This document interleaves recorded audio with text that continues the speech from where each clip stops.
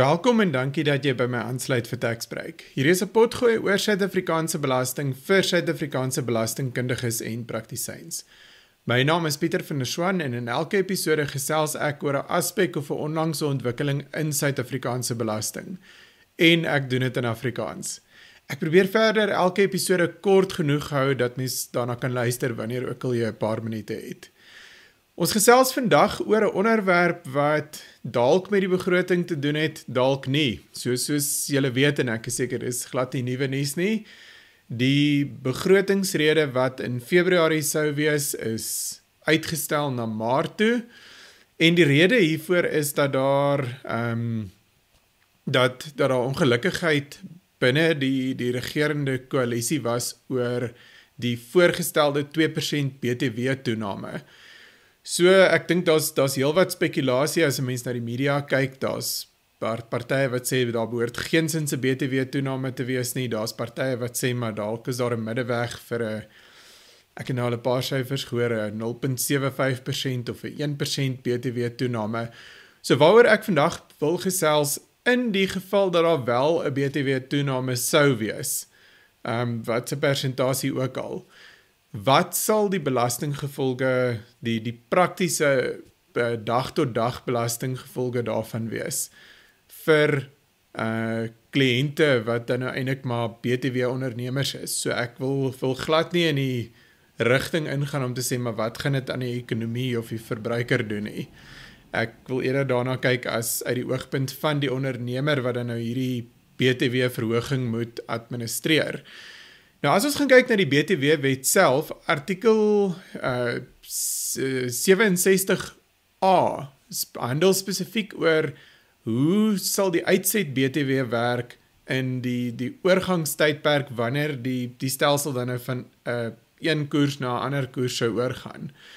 So hoe dit dan nou prakties sal werk en die van julle wat hier rondom 2018 in belasting betrokke was sal weet, wanneer die BTW-koers verhoog, gaan daar 'n effektiewe datum vir die verhoging aangekondig word.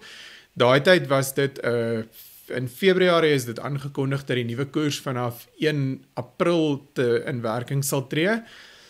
En met al hierdie, as mens dan nou 'n lyn in die sand trek en sê, maar hierso is nou 'n effektiewe datum, dan raak die tyd van lewering en die artikel 9 se tydsberekening reëls baie belangrik. So daar's op 2 scenario's wat kan gebeur, waaroor die wetgewing dan nou duidelikheid behoort te gee. In sommige gevalle is dit bloot om duidelikheid te gee om te sê, maar watter van die 2 stelle reëls sal geld, en in ander gevalle sal dit dan nou wees om eintlik maar potensiële manipulasie te kan voorkom.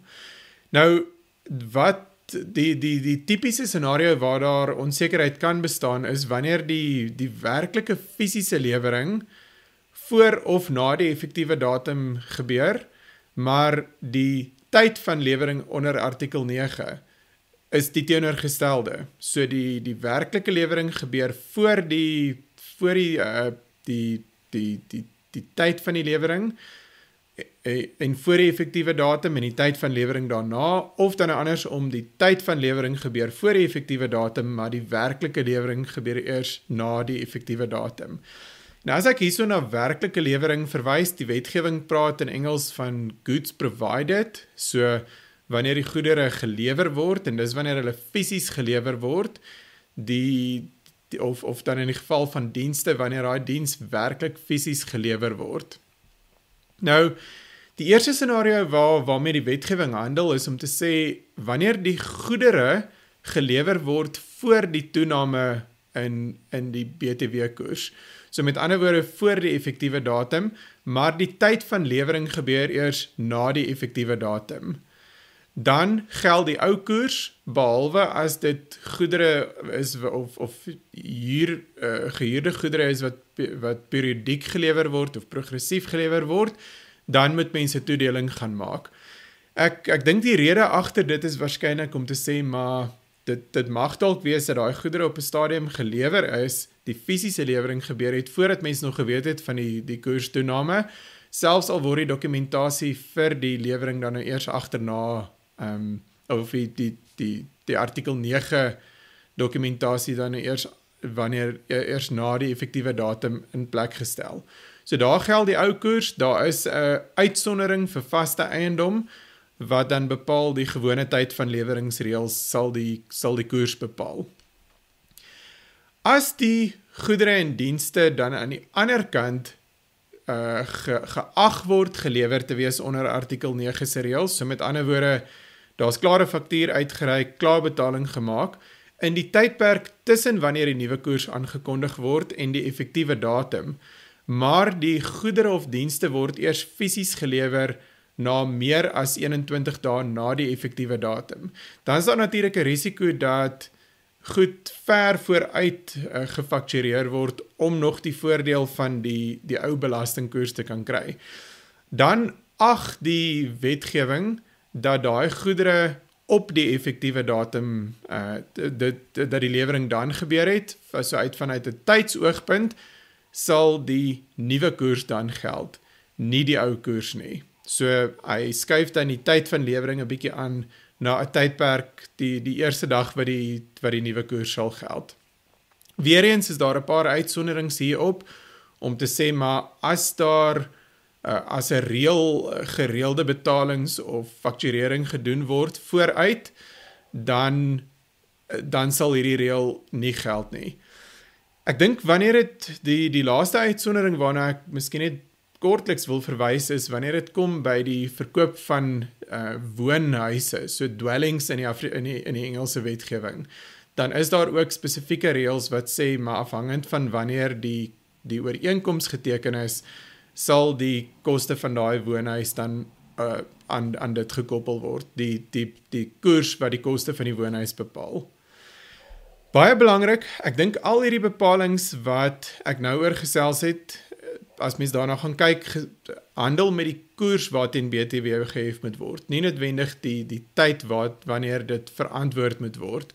So met ander woorde, in watter tydperk moet jy dit verantwoord nie, dit gaan oor teen watter koers moet jy dit verantwoord. Dan, die laaste aspek wat ek miskien maar net wil noem, dis weer eens 'n baie voor die hand liggende een, maar omdat 'n mens 5 jaar het nadat 'n lewering gemaak is om inset BTW te eis, gaan dit waarskynlik gebeur dat daar heelwat inset-eise nog steeds gebeur in die volgende 5 jaar vir lewerings wat gemaak is voor 'n koerstoename plaasgevind het. So dit sal nogal nodig wees uit 'n stelsel-oogpunt om dan te gaan bepaal, het die lewering, is daai goedere of dienste gelewer teen die ou BTW-koers of teen die nuwe BTW-koers, om seker te maak mens eis die insetbelasting teen die regte koers.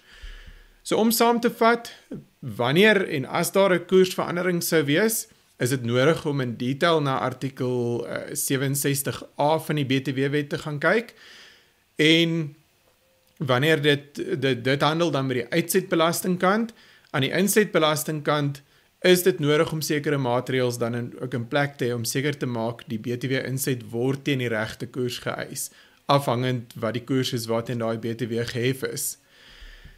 Dis dit vir vandag se episode. As jy enige vrae of opmerkings het, stuur gerus vir my 'n e-pos. My e-posadres is in die notas tot die episode. As jy van die potgooi hou, gaan teken asseblief aan op jou gunsteling potgooi platform en vertel vir al jou vriende en kollegas. Maar net weer soos altyd 'n herinnering, die potgooi is bedoel vir inligtingsdoeleindes alleenlik, nie om belastingadvies te wees of om 'n plaasvervanger vir feitspesifieke belastingadvies te wees nie. Tot volgende keer. Totsiens.